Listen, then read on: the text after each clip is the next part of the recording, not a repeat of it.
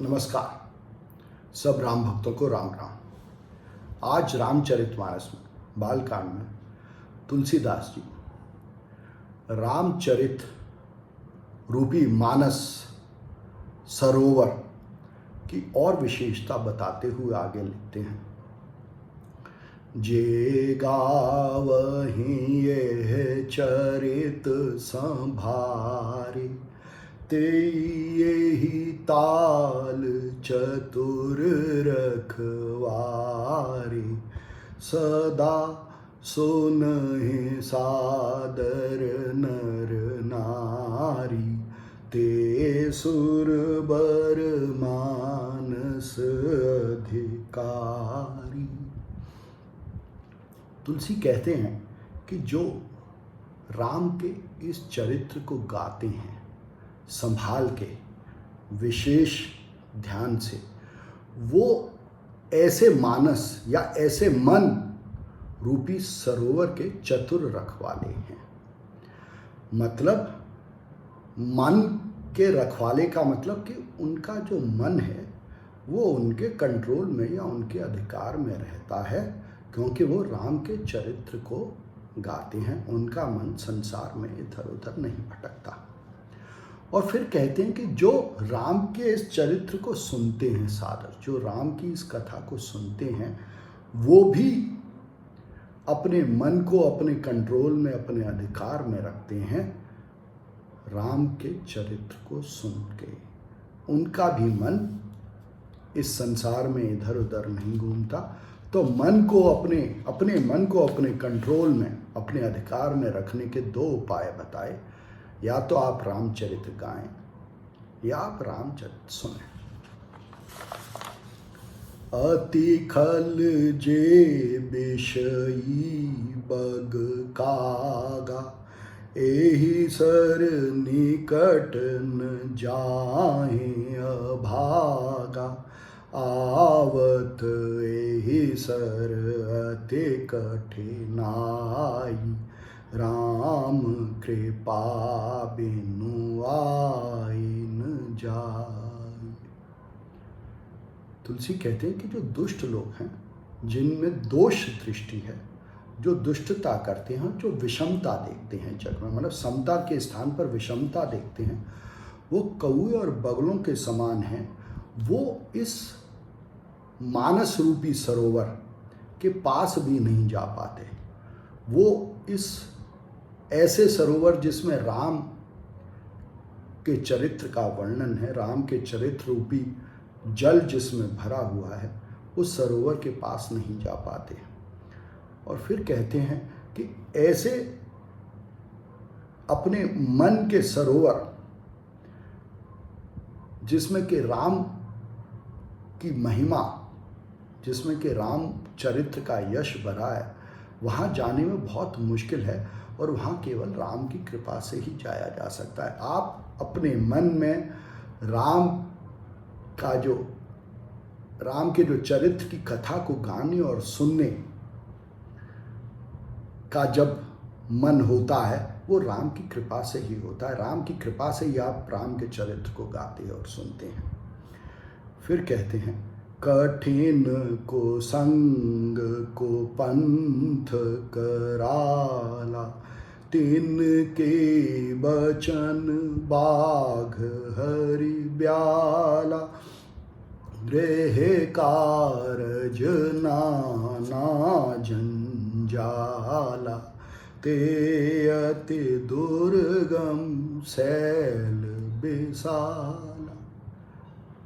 तुलसी कहते हैं कि बुरा संग या बुरे मनुष्यों का संग, वो एक बुरा रास्ता है और बिल्कुल ऐसे है जैसे बुरे लोगों के जो वचन हैं वो ऐसे होते हैं जैसे बाघ हो या सांप हो या शेर हो। उसकी वजह से आप इस मानस रूपी सरोवर के निकट नहीं जा पाते। और ऐसे ही जो रोजमर्रा के जो गृह के कार्य हैं, उनको ऐसे ही जंजाल बताया। उनको कहा कि ये पर्वतों के समान हैं, ऊंचे दुर्गम पर्वतों के समान हैं। आप उन जैसे पर्वतों को पार करने के लिए बड़ी कठिनता आती है, उन पर चढ़ने के लिए प्रयत्न करने पड़ते हैं, अपने आप को अभ्यास करना पड़ता है, वैसे ही गृह कार्यों को कर्तव्य पूर्वक करके इस रामचरित्र को गाना और सुनना यह कठिन कार्य है, पर अभ्यास से साधा जा सकता है। बन बहु विषम मोह मद माना, नदी कुतर्क भयंकर नाना। कहते हैं कि इस संसार में विषमता देखना, अपने में मोह होना, अपने में अभिमान होना, ये ऐसे हैं जैसे कि एक वन में आप खो गए हों। और जो कुतर्क करते हैं हम कि राम हैं या नहीं हैं, राम कैसे हैं ऐसे नहीं हैं, वो भयंकर नदियों के समान हैं जो निरंतर बहती हैं और उनका कोई अंत नहीं है। ऐसे ही कुतर्कों का कोई अंत नहीं है। जे श्रद्धा संबल रहित, नहीं संतन कर साथ, तिन कहूँ मानस अगम अति, जिनहि न प्रिय रघुनाथ। कहते हैं कि जिनको श्रद्धा नहीं है, किसमें? राम में, ईश्वर में, ईश्वर के इस विश्व रूप में, ईश्वर के मनुष्य रूप में जिनको श्रद्धा नहीं है और जिनमें बल नहीं है समता की दृष्टि से लोगों को देखने का। समबल का मतलब है वो बल जिससे आप समता देख सकें, मन का वो बल जिससे समता देख सकें। तो जिनमें वो बल नहीं है और जिनमें श्रद्धा नहीं है और जिनको संतों का साथ नहीं मिला है, संतों का साथ मतलब अच्छे लोगों का साथ, जिनकी दृष्टि में लोग अच्छे हैं और उन अच्छे लोगों का साथ करते हैं, और जिनको राम प्रिय नहीं है, कहते हैं कि उनको ऐसा मन बड़ा मुश्किल है।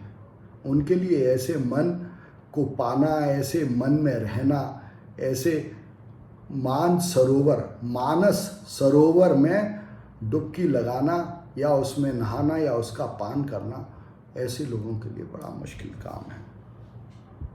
जो करी कष्ट जाए पुनि कोई, जात है नींद जोड़ाई होई, जड़ता जाड़ विषम उर लागा, गए हूँ न जन पाव अभागा।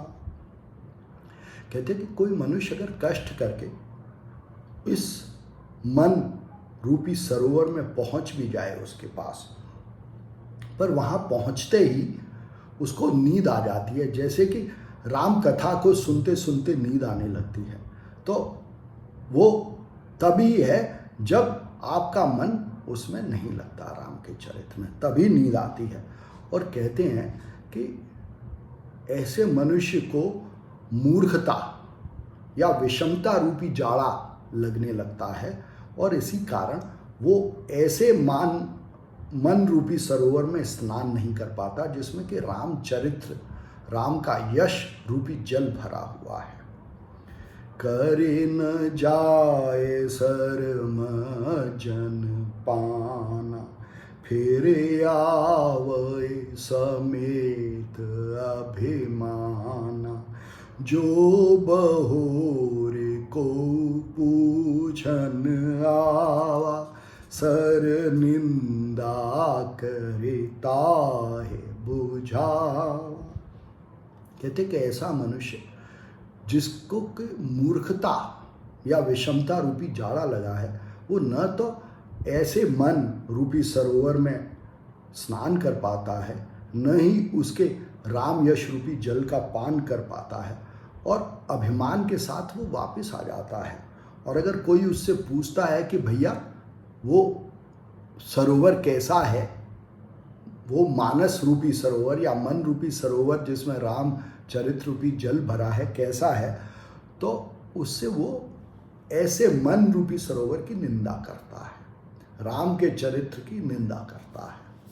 सकल विघ्न व्यापहि नहीं तेहि, राम सुकृपा बिलो कहें जेहि, सोई सादर सरम जनु करई, महा घोर त्रय ताप नजर।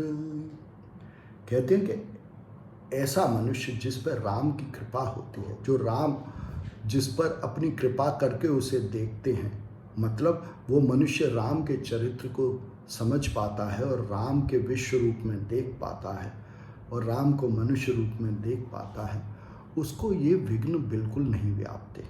वो तो ऐसे मन रूपी सरोवर में जिसमें राम की महिमा रूपी जल भरा हुआ है, उसमें स्नान भी करता है, उसका पान भी करता है, और उसको इस संसार में तीनों तरीके के दुख नहीं होते। ना तो उसे कोई मानसिक दुख होता है, न कोई उसे शारीरिक दुख होता है, न कोई उसे और भौतिक बाहरी सांसारिक दुख होता है।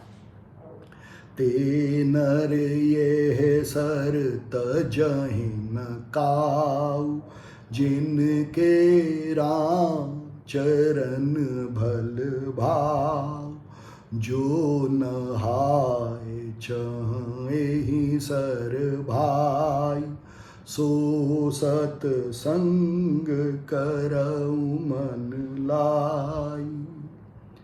कहते हैं कि ऐसे मनुष्य जिनका के रामचरित्र में गाने में और सुनने में मन लगता है, और जो इस मन रूपी सरोवर में स्नान करते हैं और इसका पान करते हैं, वो कभी भी इस मन रूपी सरोवर को नहीं छोड़ना चाहते।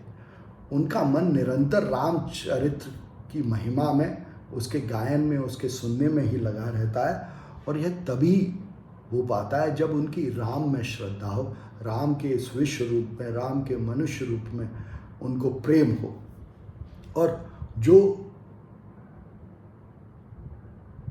ऐसे मन रूपी सरोवर में स्नान करना चाहते हैं, उसका पान करना चाहते हैं, उनके लिए तुलसी ने कहा है कि उन्हें सत्संग करना चाहिए, मतलब सत का संग करना चाहिए। सत क्या है? देखिए, यह विश्व ईश्वर का रूप है, यह सत है। इस विश्व का प्रत्येक अंग उस ईश्वर का अंग है, यह सत है। हर मनुष्य उस विश्व रूप का एक अंग है, तो हर मनुष्य ईश्वर का भाग है, उसके भागवत है, यह ही सत्य है। तो जो इस सत्य को जान लेता है, जो इस सत्य के साथ रहता है और इस सत्य को जानने के कारण हर मनुष्य में ईश्वर को देखता है, हर मनुष्य में संत को देखता है, वो सत्संग करता है। और सत्संग का फल यही है कि फिर आपके मन में हमेशा राम के चरित्र को सुनने और गाने की उत्कंठा रहती है। आप उसमें डूब जाते हैं, आप भक्ति प्राप्त करते हैं, आप खुद भागवत हो जाते हैं। कोशिश करें। धन्यवाद।